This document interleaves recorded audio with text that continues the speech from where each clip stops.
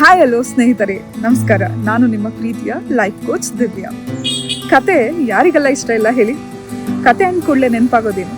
ನಮ್ಮ ಬಾಲ್ಯದ ಜೀವನ, ಹೌದಲ್ವಾ? ಸೊ ನಮ್ಮ ಬಾಲ್ಯ ಅಂದ ಕೂಡಲೇ ಬಾಲ್ಯದಲ್ಲಿ ಹೇಳ್ತಿದ್ದಂಥ ಅಪ್ಪ ಅಮ್ಮ, ನಮ್ಮ ಅಜ್ಜ ಅಜ್ಜಿ ಅವ್ರುಗಳು ಹೇಳ್ತಿದ್ದಂಥ ಕತೆಗಳು, ಗಡಿಯಾರದ ಕತೆ ಆಗಿರ್ಬೋದು, ಗಣಪಂಗೆ ಆನೆ ಸೊಂಡ್ಲು ಹೇಗೆ ಬಂತು ಆ ಕತೆ ಆಗಿರ್ಬೋದು, ಒಬ್ಬ ರೈತಂದ ಆಗಿರ್ಬೋದು, ಒಬ್ಬ ದೇಶಭಕ್ತಿಯ ಬಗ್ಗೆ ಕತೆ ಆಗಿರ್ಬೋದು. ಇಂಥ ಕತೆಗಳನ್ನೇ ನಾವು ಕೇಳ್ತಾ ಬೆಳೆದಿದ್ದು. ಇವತ್ತಿಗೂ ನಮ್ಮ ಮನಸ್ಸಲ್ಲಿ, ನಮ್ಮ ನೆನಪಲ್ಲಿ ಅದು ಅಚ್ಚಳಿಯದೆ ಉಳಿದಿದೆ. ಒಂದು ಕತೆ ಒಂದೇ ಸಂದೇಶ ತಗೊಂಡು ಬರಲ್ಲ. ಈಗ ಒಂದು ಕತೆ, ನಾ ಹೇಳೋ ಒಂದು ಕತೆ ನಿಮಗೆ ಒಂದು ರೀತಿಯಲ್ಲಿ ಅರ್ಥ ಆಗ್ಬೋದು, ಮತ್ತೊಬ್ಬರಿಗೆ ಮತ್ತೊಂದು ರೀತಿಯಲ್ಲಿ ಅರ್ಥ ಆಗ್ಬೋದು, ಮತ್ತೊಂದು ರೀತಿಯಲ್ಲಿ ಪ್ರೇರಣೆ ಕೊಡ್ಬೋದು ಅಲ್ವಾ?